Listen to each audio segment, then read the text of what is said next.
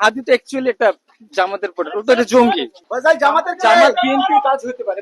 ফয়সাল কি বলবে, কে ফাঁসিয়েছে, কি বলবে ফয়সাল, কে ফাঁসিয়েছে? দাদা কি বলবো?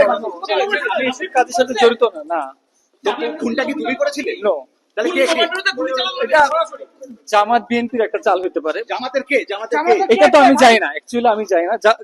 হাদি হাদি, এই যে আপনারা যে হাদি হাদি করছেন, বাংলাদেশের মানুষ হাদি করতেছে, হাদি তো অ্যাকচুয়ালি একটা জামাতের প্রোডাক্ট, ওটা একটা জঙ্গি।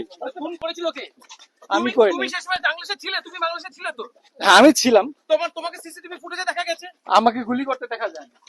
তা তুমি চলে এসছো কেন ভারতে তাহলে? গুলিটা কে করলে ভাই? গুলিটা কে করলো? এই মুখ দেখা, মুখ দেখা। জামাতে আমার পেছনে একবার। গুলি কে করেছে? ফয়সাল গুলি On কে the করেছে? spot এ আমি ছিলাম না। ফয়সাল জামাতের কে? ফয়সাল জামাতের কে? জামাতের নাম বলছে, জামাতে কে যুক্ত?